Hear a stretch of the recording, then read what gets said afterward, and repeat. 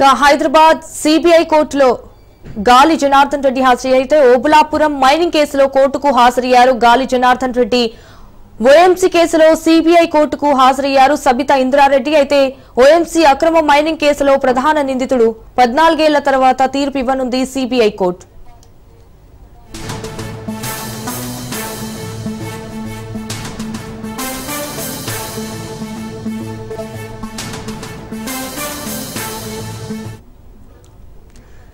Breaking news చూస్తున్నాం. Hyderabad CBI కోర్టుకు గాలి జనార్దన్ రెడ్డి హాజరయ్యారు. అయితే ఓబులాపురం మైనింగ్ కేసులో కోర్టుకు హాజరయ్యారు గాలి జనార్దన్ రెడ్డి.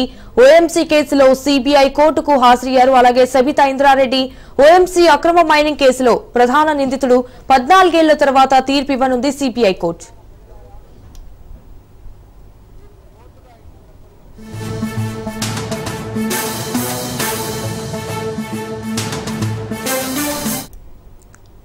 ఇక హైదరాబాద్ సిబిఐ కోర్టుకు గాలి జనార్దన్ రెడ్డి హాజరయ్యారు. అయితే ఓబులాపురం మైనింగ్ కేసులో కోర్టుకు హాజరయ్యారు గాలి జనార్దన్ రెడ్డి. ఇదే విషయానికి సంబంధించి మరిన్ని డీటెయిల్స్ మా ప్రతినిధి మహేందర్ ఫోన్ ద్వారా అందిస్తారు.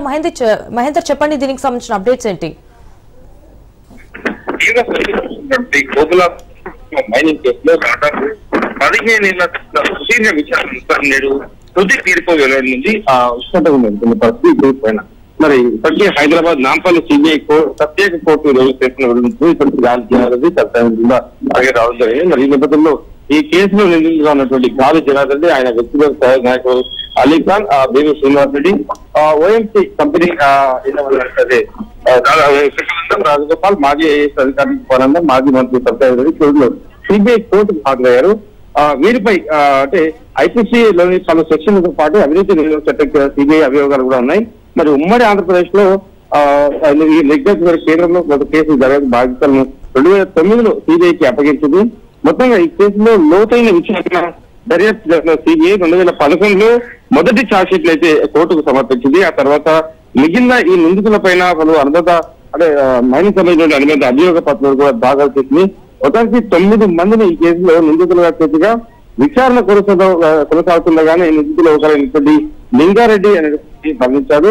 మరో నిందితురాలైన ఐఏఎస్ అధికారిని జయలక్ష్మిని 2022లో హైకోర్టు ఈ కేసు నుంచి ఆమెకు విముక్తిని కల్పించింది. మరి ఈ కేసు విచారణను మే నెలలోగా పూర్తి చేయాలని సుప్రీంకోర్టు ఆదేశాలు జారీ చేసిన నేపథ్యంలో మరి సిబిఐ ప్రత్యేక కోర్టు గత నెలలోనే మొత్తం ఇరుపక్షాల వాదనలు కూడా విధించింది.